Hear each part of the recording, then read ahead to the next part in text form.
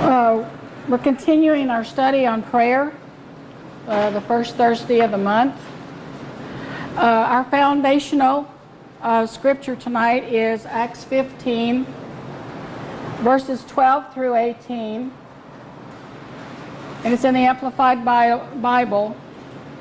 And tonight we're rebuilding the temple of praise. We are rebuilding the temple of praise and prayer.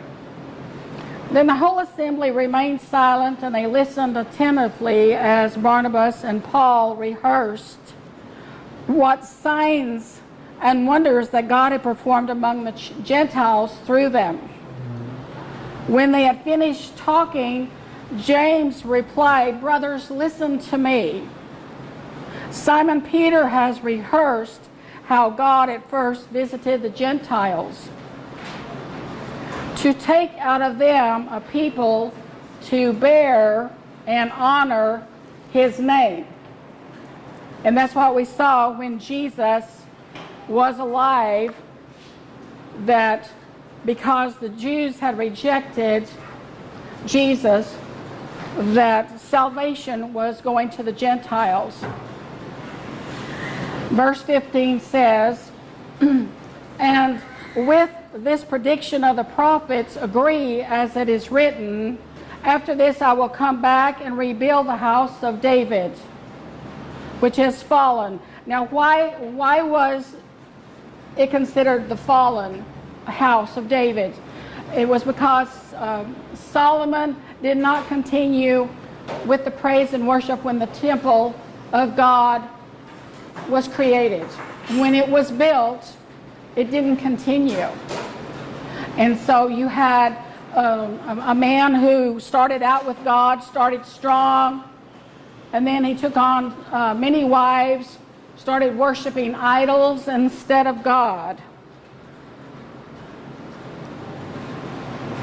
And so it says God is speaking through this prophet, and he says, "I will rebuild its very ruins, and I will set it up again." Now remember, this is the book of Acts. They're reaching back to the Old Testament, but they're talking about it as today in the book of Acts.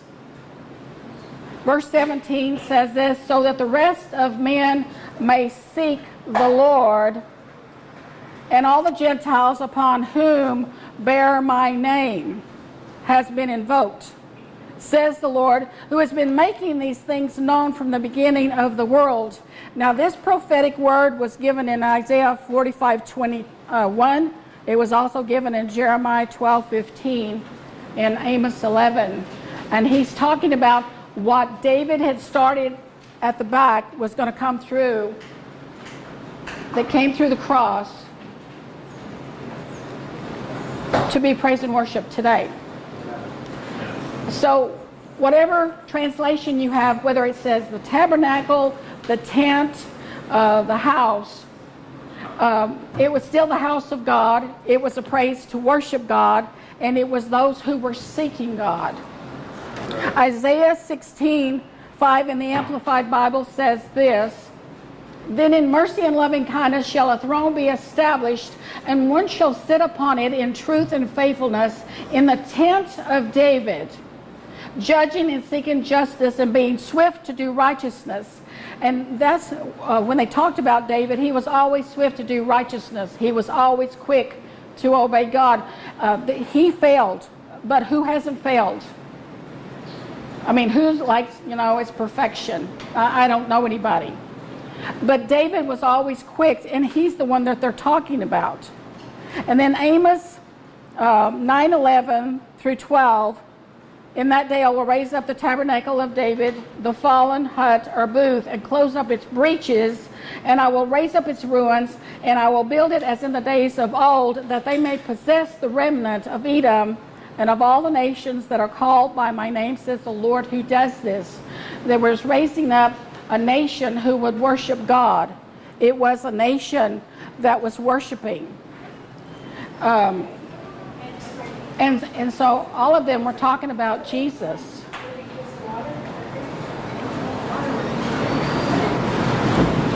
So we've come forward through the cross and the praise and worship became purified. So how did it become purified?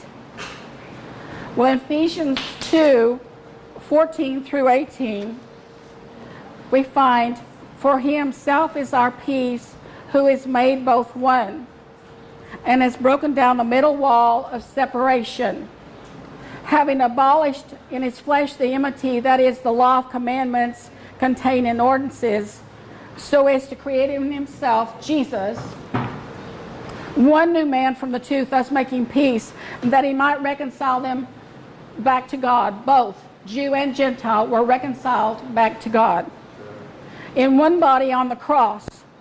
"And he came and preached peace to you who are far off and to those who are near, for through him we have access by one Spirit to the Father." And that's through Jesus Christ when he was crucified. Romans 10:8 and 10 says this, "Sacrifices and offerings, burnt offerings and sin offerings you did not desire, nor were you pleased with them, although the law required them to be made." So they made the sacrifices. But we know that Jesus was the atoning sacrifice. Jesus was the one who was put on the cross once and for all for man. And then verse 9 says this, "Then he said, here I am," which that's what Jesus said, "Here I am, I've come to do your will." He sets aside the first to establish the second, and by that will has been made holy through the sacrifice of the body of Christ once and for all.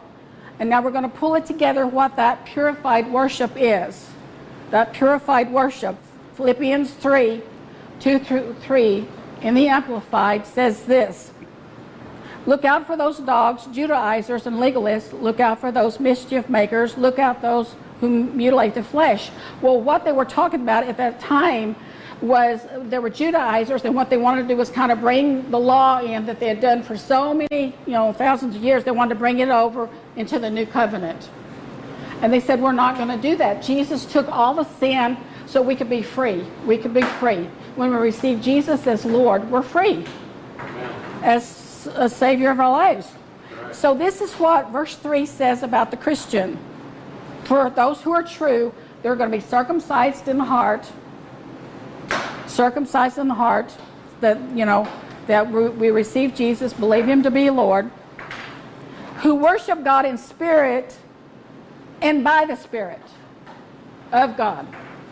So there's two things, that those who really worship God are going to do it in the Spirit of his word, reading the word, but it's also by the Holy Spirit. And that's where it became purified. It came all the way from David in the Old Testament, came through the cross, and when it came out through the cross, it became purified when we received the Holy Spirit. And so the rest of verse 3 says those that worship God in spirit and by the Spirit of God, they look like this. They exult, they glory and pride themselves in Christ Jesus. They don't pride themselves in what they can do or who they are, how tall, how thin, what job you have. They exalt Jesus. They make their boast in the Lord. And they put no confidence or dependence on who they are in the flesh by outward privileges, physical advantages, and external appearances. So when we exalt and glory and pride ourselves in Christ Jesus, we're not putting confidence in ourselves. When Brandy went out there and started talking to people and waving, and she had her prayer sign, prayer free, that was the anointing. She was doing, the boldness that was in her was from the Holy Spirit. It was the Holy Spirit. And it's remembering that we do not put our confidence in what we look like, what we sound like. You can watch, turn any channel on it, like the evening news, and you can kind of get an idea of what they're doing as to the world. You can see the seasoned gentleman. He's sitting there. He's got a little bit of, gray in his sideburns. He's 55, 60. But the woman right next to the left of him is always going to be in her 20s or early 30s. Because people put it on the outside of the person. They look at how they look. You know, you have to be a certain size. You have to, you know, have blonde hair. You have to, you know, sound just right. You have to have a voice, you know, and so that's what they look like. And this says, those who are true Christians exalt Jesus. And then Jude 14 through 19 says this, Enoch, the seventh from Adam, prophesied about these men. See, the Lord is coming with thousands upon thousands of his holy ones to judge everyone and to convict all the ungodly of all the ungodly acts that they have done in the ungodly way, and of all the harsh words ungodly sinners have spoken against him, which is the Lord. These men are grumblers. They are fault finders. They follow their own evil desires. They boast about themselves. They boast about themselves, and they flatter others for their own advantage. They boast in themselves. So they're not going to be Christians. But dear friends, remember what the apostles of our Lord Jesus Christ foretold. They said to you in the last times there will be scoffers who will follow their own ungodly desires. These are men who divide you, who follow mere natural instincts, and they do not have the Spirit. They do not have the Spirit of God. And so we see this, that these men in the book of Acts are reaching back for the things that was set up from the house of David, the lineage of David that came through Jesus to create a New Testament. So, true Christians are those who worship God in spirit, by the Spirit of God, that exalts, glories, and prides themselves in Christ Jesus. And then they took something and they showed something else that David said. And David said this, and they gave it to the group. In Acts 2, in verses 25 to 28, it says this, For David says concerning him, I foresaw the Lord always before my face, for he is at my right hand that I may not be shaken. Therefore my heart rejoiced, and my tongue was glad. Moreover, my flesh will rest in hope, for you will not leave my soul in Hades, nor will you allow your Holy One to see corruption. And then David says this about the Lord. He says, You have made known to me the ways of life. You will make me full of joy in your presence. David had experienced the presence of the Lord. So when did he encounter? Well, we're told of the stories of David out with the sheep. And I'm starting actually where he gets the anointing. 1 Samuel 16 and 12 through 13. And you probably remember this. They hear Samuel the prophet's coming. He's going to anoint someone to be king. He doesn't give them a name. Doesn't give them a name. God just says, go to the house of Jesse. And so, of course, Jesse, he's all excited, and he's got, Eliab and Abinadab, and then Shammah first, the first three, because they're the military.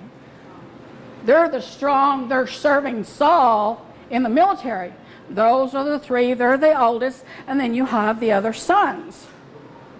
And so, of course, now Samuel gets there, and he's like, well, surely this must be the Lord's anointed. And God says, no. And then he looks at the next one, and then, of course, he says, you do not look on their stature. I look on the heart. And so he just keeps moving down. And then, of course, at this point, I figure Jesse's probably doing something like this. Now, I figure, Samuel's asking, don't you have any other children? Don't you have more sons? And I can see Jesse just like trying to, push Samuel back. And he looks up at the ceiling. It's like, well, yes, we have one. We have one more, and he's out there with the sheep. But, we have all these right here. And Samuel the prophet says, go get him.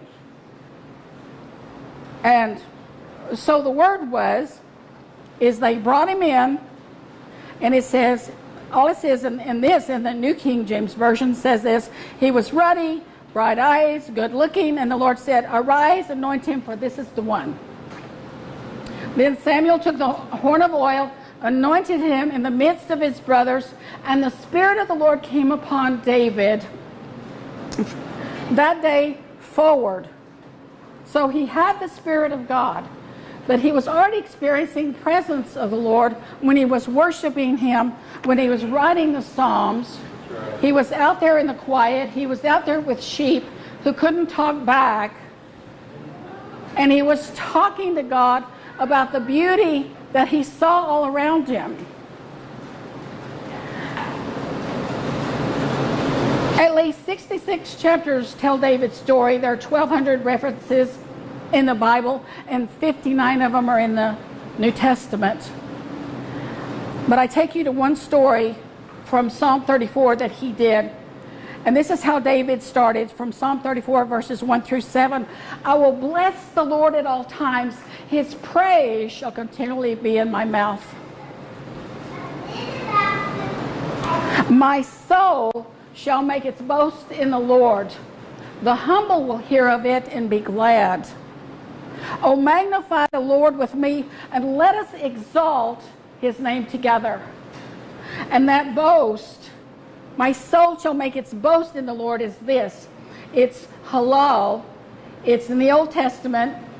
It means making a clear sound, to celebrate, to shine. Every time that we make our boast in the Lord, we're shining in the Lord. Amen. We're making that boast. We're celebrating. We're making music. We're harmonizing with the Lord. You were harmonizing with the Lord when you were out there. We're going to pray for you in here. We're worshiping the Lord, and we're going to pray for you. Come in. And they did. In verse 3, that exalt is an interesting word. It's R-U-W-M, room, just like it sounds, R-O-O-M. And it's from the Old Testament, and it says rising actively higher. So every time we exalt, it's actively higher. We're going higher. Each time we make our boast in the Lord, we're going higher. We're mounting up like wings of eagles, going higher. And then David says this in verse 4, I sought the Lord and he heard me. He delivered me from all my fears. They looked to him and were radiant, and their faces were not ashamed. And that sought, S-O-G-H-T, was this. It's Old Testament. I think the number's 1875. It means dorash. And it means to tread and to do it frequently. Dorash. To seek out. To seek out the word. And it's, I don't remember if I was telling Kyle or who, but it was like I was, you're just climbing. You just keep reaching for the word. Right. You just keep reaching. When you're seeking, you're going higher. And it sometimes feels like you're on the ground, but you're going higher. You're going higher, climbing higher. That's seeking, and it's to, to do frequently. And then this thing was something that I thought about. It says when you're pursuing like that, that's seeking. It actually does mean specifically worship. It was in black. It was highlighted. It means worship. When you're seeking, that continual seeking. I didn't know that. I learned something. It was good to me. Verse 6, this poor man cried out. So this is David crying out, and the Lord heard him, and the Lord saved him out of all of his troubles. And the angel of the Lord encamps all around those who fear him and delivers them. Now, of course, we know the angel of the Lord is Jesus. So he encamps around all those who fear him. Now, what was the fear of the Lord? Do we remember what that was from the past? That fear of the Lord is from Proverbs, and it's 8:13. The fear of the Lord is to hate evil. It's to hate pride, to hate arrogance, and perverse speaking. Yeah.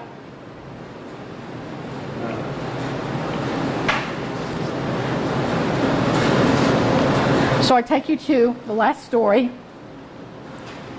about David and the importance of that, having that worship, to worship God. And like in the Psalms, like Psalm 34, that we talk to the Lord just like David did, and it's prayer. It's prayer. It's talking. It's having conversation. Starting 2 Samuel 6, verses 1 to 23, and it goes like this. Again, David gathered all the choice men of Israel, 30,000. And I stopped there and thought, well, that's a lot of choice men. You see, 30,000. But David arose and he went with all the people who were with him from Baal, Judah, to bring up from there the ark of God, whose name is called by the name, the Lord of hosts, who dwells between the cherubim. And of course, we know that the mercy seat is between the cherubim. That's where Jesus sits. His blood, that atoning sacrifice, was placed on the mercy seat. And so David is wanting to bring up the ark. Now the ark of God had been in Judah some 80 years. The man who was actually over it, watching over it, who was supposed to be watching over it, passed. And so it's just kind of been there in Judah. And we read verse 3. And I think of the rest of this like church. But verse 3 goes like this. So they set the ark of God on a new cart and brought it out of the house of Abinadab, which is on a hill. Okay, that's already a problem. And Uzzah and Ahio, the sons of Abinadab, drove the new cart. Okay, they're going to drive the ark of God, who we're supposed to have this awe towards God, understand that he's holy. You don't handle him like, your newspaper. You wouldn't even handle him the way you do your children. He's holy. And we're holy, but we need to be taught what that holiness looks like. And so you have this Uzzah, whatever you want to say, which his name is bold and strength.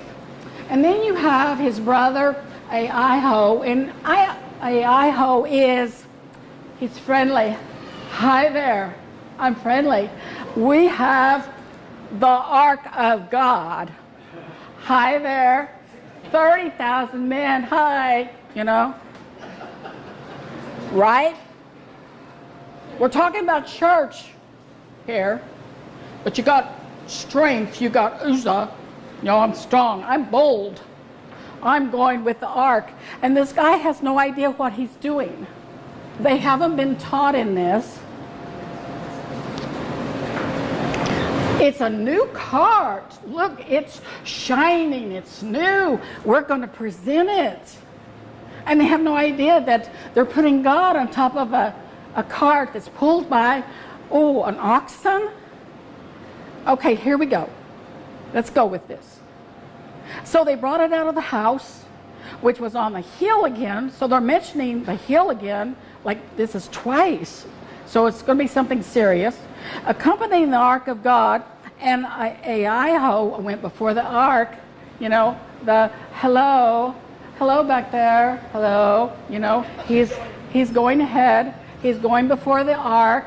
And the strong, the bold guy is here alongside. And just as soon as they get off the hill, they evidently come, it says, to this threshing floor. Verse 6, they came to Nashon's threshing floor, and Uzzah put it out his hand to the ark of God and took hold of it when the oxen stumbled. Well, it wasn't supposed to be on a cart. Then the anger of the Lord was aroused against Uzzah, and God struck him there for his error, and he died by the ark of God. So that means, boom, this guy's dead. And you've got 30,000 choice men watching. Some were military, but they said most of them were supposed to have been like priests, and yet there was no priest taking care of this, the ark of God. So when you look at Numbers 3, and this is verses 29, and if we'll just do through 31. The families of the children of Kohath were to camp on the south side of the tabernacle, and the leaders of the fathers of the house of the families of the Kohathites was Elizaphan, the son of Uziel, and their duty included the ark. So they weren't even listed. They weren't even listed as the people who were supposed to be taking and seeing about the care of this and moving it forward. And then Exodus 25 and verses 12 through 15 says this: "You shall cast 4 rings of gold for it and put them in its 4 corners. 2 rings shall be on one side, so you have a big ring here and one here, and then you have another big ring here and one here. And then it says, you shall make poles of acacia wood, so you have some really nice wood, and they're covered in gold, and then you slide them through these rings to hold it, and then it comes out so many feet, and a guy comes, backs up, and puts the poles on his shoulders. This guy comes around and picks it up, puts it on his shoulders. I mean, that sounds easy, right? But evidently these people weren't taught that. And verse 15 says this: "The poles shall be in the rings of the ark that shall not be taken from it." And so David became very angry. He became angry, but he wasn't angry because of Uzzah, because he just figured, this guy's got a really stinking heart. What he thought was, I can't take God's presence to the city of David. He was broken that he couldn't take God's presence. And so David was afraid, and he said this: "How can the ark of the Lord come to me?" And he knew that none of them were following the rules. So David decided not to do that, and he, kind of moved off to the side of the road and found the next place, and of course it was Obed-Edom. And the ark of the Lord remained in the house of Obed-Edom for 3 months. And then you get over to verse 12, and it's like, they're not even talking what happened at Obed-Edom's. I mean, it just jumps, and they're talking about something different. And so I went and looked it up, and I went to Josephus, the historian, and he said that Obed-Edom's house, this gentleman was the poorest of the poor. Think of the poorest person you've probably ever met or seen. You think of their home. There's no whitewash on the walls. I kind of think of like what I had seen many years ago driving through Louisiana and Mississippi, and their structures standing, but you can see through the slats. There's no insulation, no nothing, and you can kind of see people walking in there, but there's just slats, and it's like, and the wind was blowing that day. It was trying to rain, and I thought of that when I read this, because it said this Obed-Edom, they were the desolate, they were the poverty-stricken. They had ragged clothes, they had broken down fences, they had no livestock, nothing. 3 months, he said, they had increased with livestock, servants, fences. The house looked new, and they dressed in fine clothing. And that's just 3 months. And we have the Holy Spirit in us. Amen. Wow.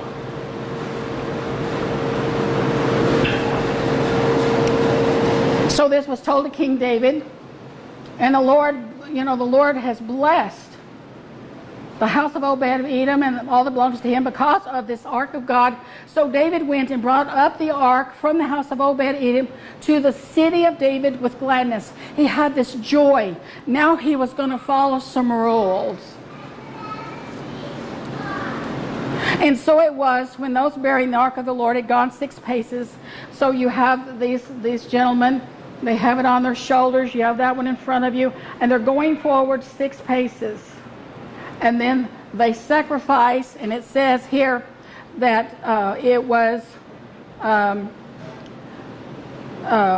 the sacrifice oxen and fatted sheep. And then it says, then David danced before the Lord with all of his might, and David was wearing a linen ephod. When he was out the first time, he had to have been in his kingly robes because nobody said anything to him. This time, someone's going to tell him something about what he's wearing. And it says here he was wearing a linen ephod. That means he was dressed as a priest.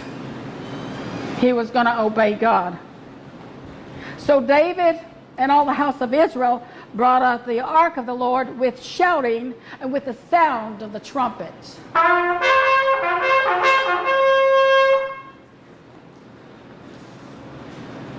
Now, as the ark of the Lord came into the city of David, Michal, Saul's daughter, looked through the window and saw King David leaping and whirling before the Lord, and she despised him in her heart.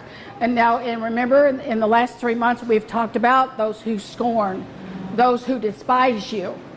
And when we talk about those who despise another because of what they're doing for the Lord, like her, she had bitterness in her heart.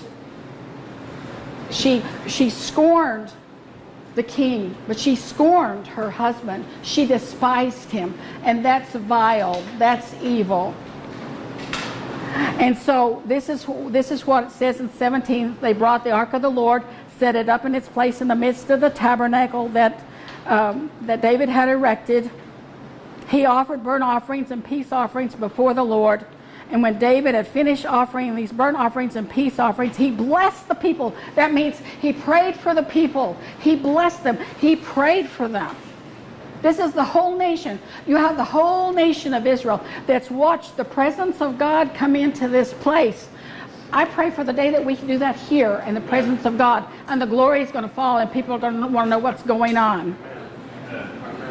And then it says, then he distributed among all the people, among the whole multitude, women and men alike, to everyone a loaf of bread, a piece of meat, and a cake of raisins. And all the people departed, everyone to his place.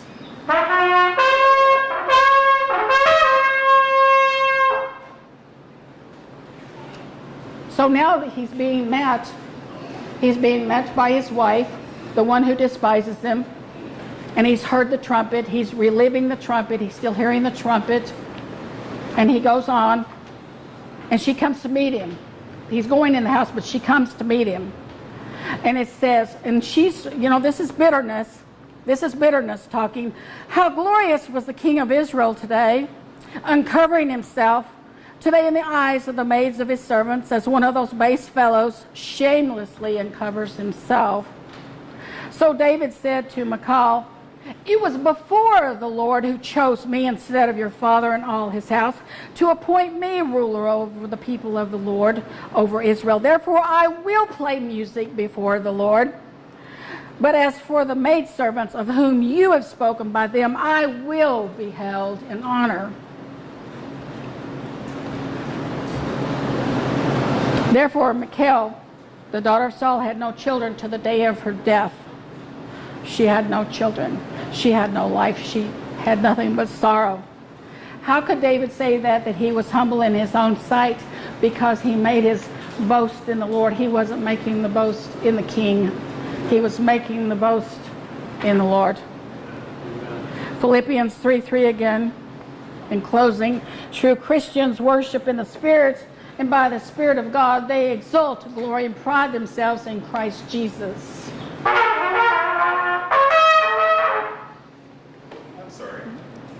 Play it again. You can do it.